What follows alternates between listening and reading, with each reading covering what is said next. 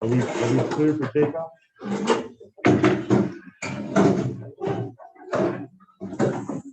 I think we'll have Chief Deputy Saldana lead us in the national anthem. No, it's the Pledge of Allegiance. All right, I'm going to call the meeting to order. It's 12:01. Madam Clerk, are we in compliance with open meetings law? Yes. And to all do the Pledge of Allegiance. I pledge allegiance to the flag of the United States of America and to the republic for which it stands, one nation, under God, indivisible, with liberty and justice for all. All right, thank you. Meeting agenda has been posted. Is there any questions or concerns about the agenda? Hearing none, moving on to number 5, public comments. Is there anybody here or here virtually that would like to address the committee? Mr. Colson? No hands up. I do need to do an attendance, so I'm going to run through. Mr. Hoff is present. Chief Saldera is present. Bill Trapani, are you here in what capacity? Sir, travel court, just for Justice Point status update. We got Lieutenant Johnson, Judge Yackel, Mr. Hilgendorf, Attorney Poquette. On the phone, can you identify can you say your name for the record? Nick Sainer from Justice Point. Okay. Mr. Howard, can you say your name for the record? Mr. Helwig is here. Other people who are present, I need you to identify for the record. Hi, Daniela Imig from Justice Point. And then, Frank, are you still with us? No Zufo? Yeah. Okay. And then there's a hand up from that A73. That must be Mark. A73 is, you have your hand up? Who has their hand up? So I'm muted. All right, well, last call for public comment. Once, twice, moving on. Minutes from the previous meeting. Has the committee had a chance to review the minutes from last month? I have a motion from Mr. Hoff. Second from Lieutenant Johnson. Any discussion on the motion? Here, no discussion, call for the vote. All in favor, indicate by saying aye. Aye. All opposed? Any abstentions? Motion carries. Going on to number 7, Justice Point status update. Mr. Sainer, the floor is yours. Thank you very much, Mr. Chair. Just to give an update on the status of the contract, we received the contract from Tom yesterday. It is currently undergoing our last legal review. I did have a chance to review it. Briefly, I don't see anything that would draw any concerns or red flags at all. My hope is that the contract I'll get the final legal review from our lawyer by the end of the day or no later than early tomorrow morning. And then we'll be able to sign it and provide it back to Surrey County for execution. We have started, we have posted the job positions. Daniela Imig is our director. Pause for 1 second. Can the record Yes, sir. that Vice Chairman Gouze is now present for the meeting? Excellent. Thank you. I've been asked Daniela Imig. Oh, sorry. Table somewhere.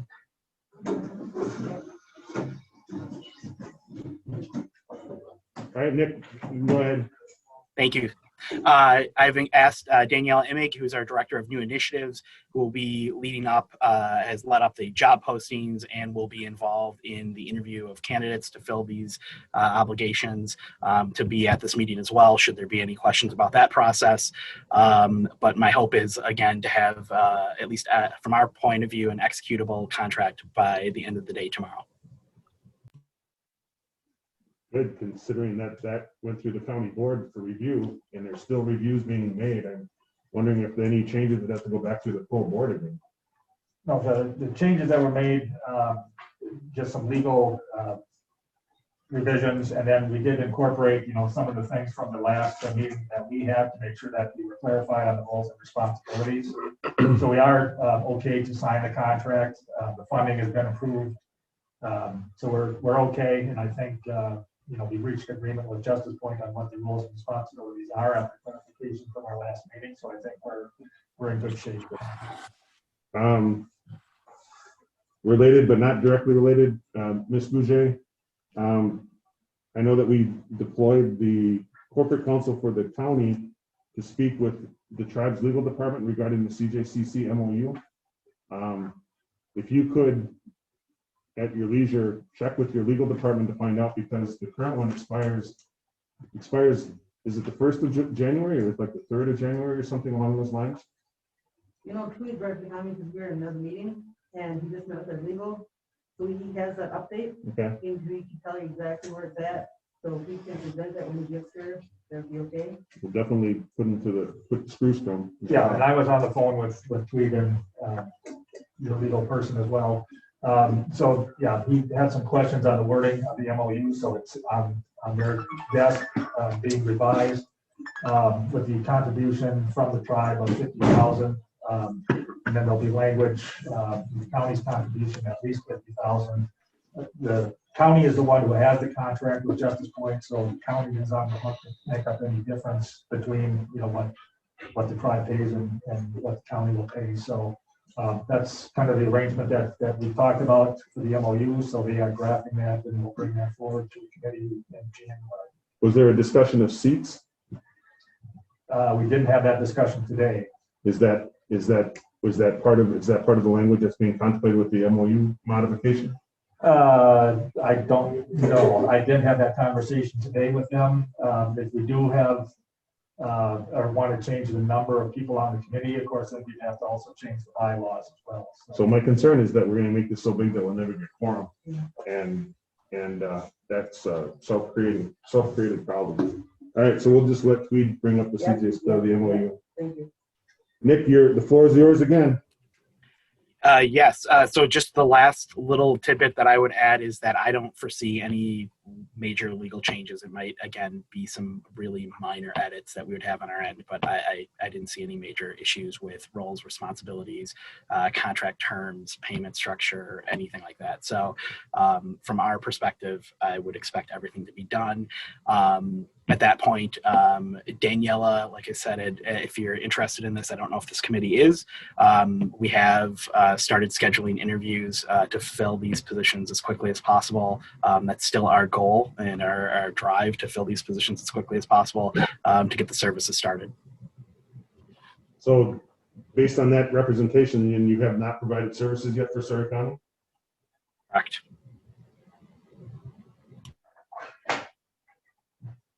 Anything else for your update? No, sir. Any questions for Nick Center? Kathy is now online also. Let the record reflect that Kathy McCoy is now present virtually. All right, hearing nothing, we're going to move on now to courtroom facility updates. City-county agreement, 5th Street, California Avenue, Mr. Hoff. Yes, the last county board meeting, probably 2 meetings ago, the county agreed to an agreement with the city. The city has also agreed to that and has signed that. So we do have a signed agreement with the city for the vacation of 5th Street and the extension of California Avenue. Talked with public works staff from the city. They're continuing on making arrangements to start California Avenue as soon as they can in the spring. And then on so that needs to be done before 5th Street or anything with 5th Street can be started. So then in the meantime, we will also be working with the contractor or the architect to finalize any plans on what that structure would look like. So we'll start those discussions probably after the holiday. Structure being the second courtroom? Correct. So would it be safe to say that there's a commitment now by Surrey County to have a courtroom built in the area that's now been acquired from the city? Well, we're proceeding under that since the board did pass a resolution way back in 17, I think, saying that they would commit to financial and facility resources. The county board did pass the agreement with the city for the vacation of 5th and extension of California Avenue, which is the home for the second courtroom. So we are proceeding under that direction, yes. So if there was a motion from this committee asking for it to be named the Tweed Schuman Second Courtroom for Sutter County, is that something that would be appropriate at this time? Sorry, I was late. They're gonna hear you. Any questions regarding this courtroom facility update? What's the next steps in the process? The next step would be to secure the architect. We initially had worked with Venture Architects on some design possibilities. I would hope that we would continue with them to finalize any plans and work up construction plans. So that's the portion that will start probably after the holidays. We did that exercise of workflow structure between departments and whatnot. So now that we've got finalized where the location is going to be, we'll kind of review to make sure that that does work for everybody and where offices and restrooms and everything else will be for sure. So that would be the next step in the plan. Okay. Any final questions regarding the courtroom? Before we move on to the next item, we're going to go back to number 7. Nick, you're still with us, right? I am. All right, so Tweed is here. Tweed, can you update us on the MOU between the tribe and the county regarding the CJCC?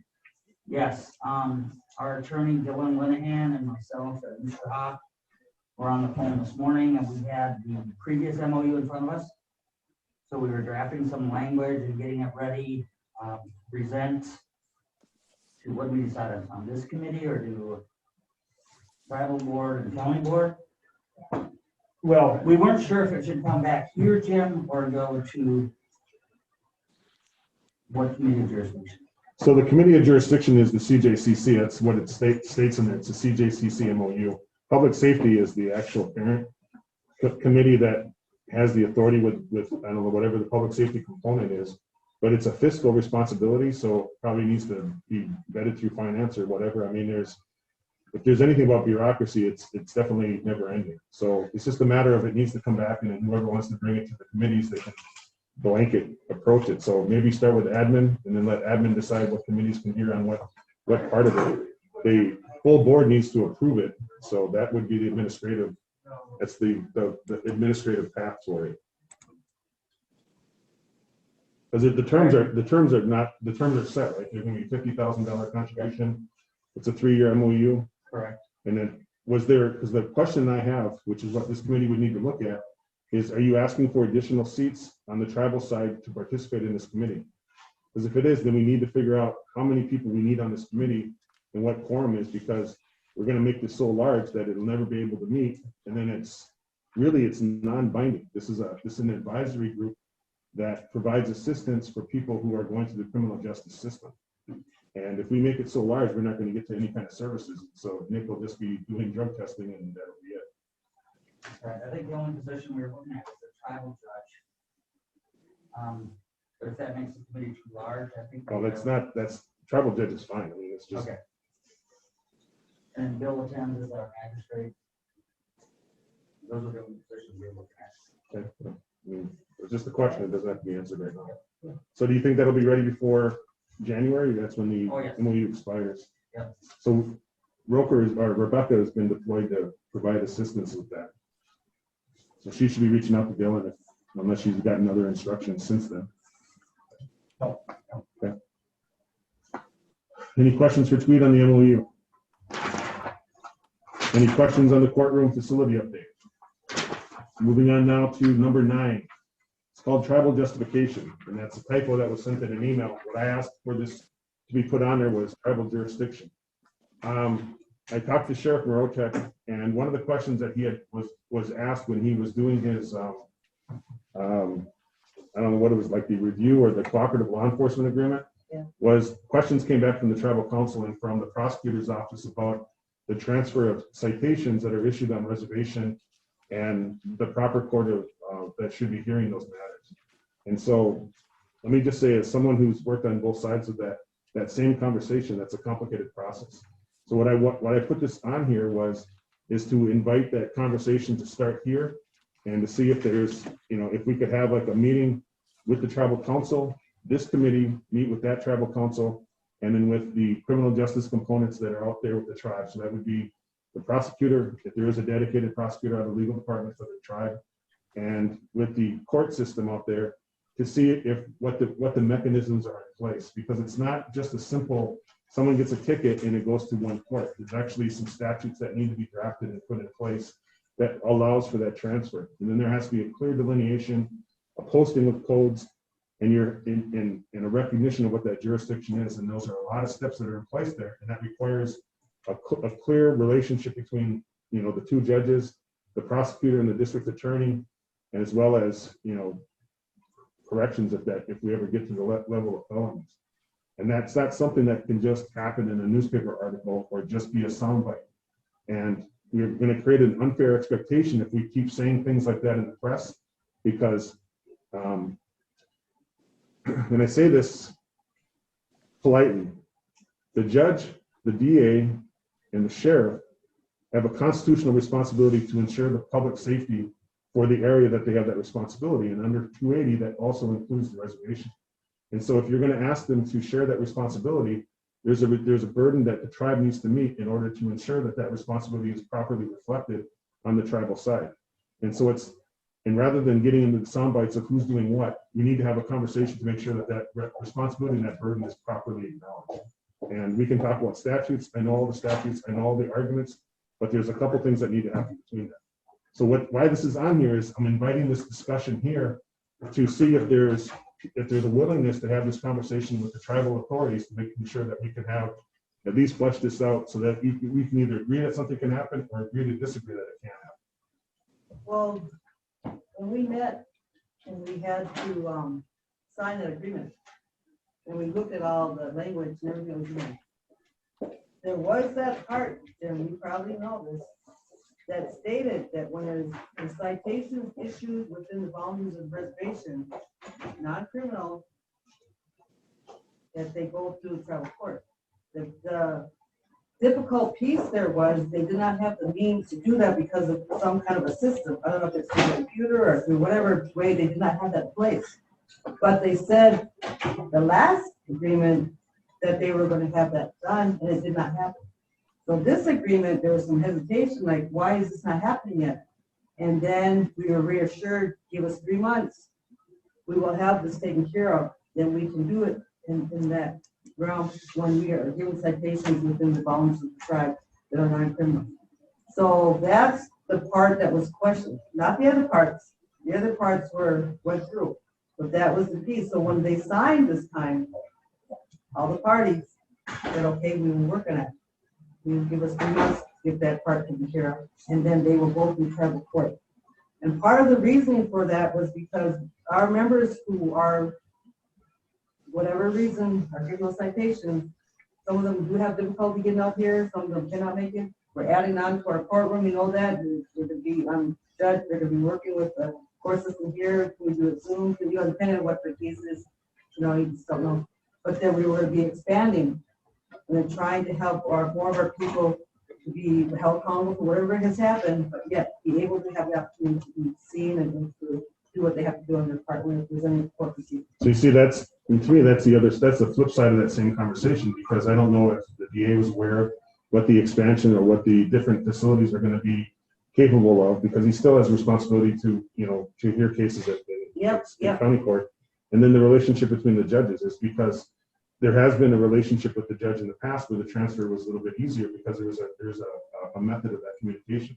But there has to be set up so it's not done in a personal relationship. So under state law, there's a transfer statute called 80154, and that provides for the transfer of state cases, but it doesn't recognize tribal jurisdiction because the tribe has its own law. So if we're going to talk about transferring cases up, there has to be a protocol in place so that that doesn't get lost. It doesn't get sent to an email and it bounces somewhere else and then gets lost in space, which is, a real possibility. And so there has to be a mechanism in place to address that. The second part is, and the hardest part is, so whatever is charged under state statute, that's what the deputies are forced they have to comply with that. If they're going to issue a citation, regardless of the location, they have to start first with state law.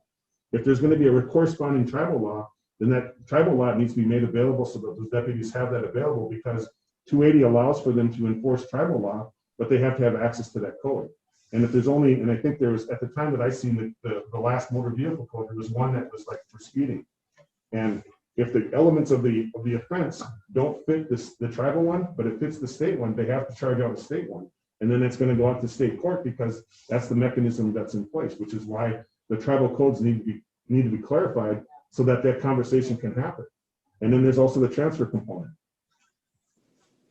because it's discretionary jurisdiction for non-tribal members in tribal court. And so you'll find some people who are objecting to tribal jurisdiction until they find out that, because I think the court has an administrative fee of something like $150 for every citation that comes through, plus the fine.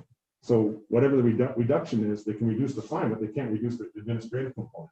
The court's administrative fee is substantially less than that. So when they get a $175 citation for speeding, tribal court has the ability to be flexible in terms of collecting what that fine is, along with the point allocation.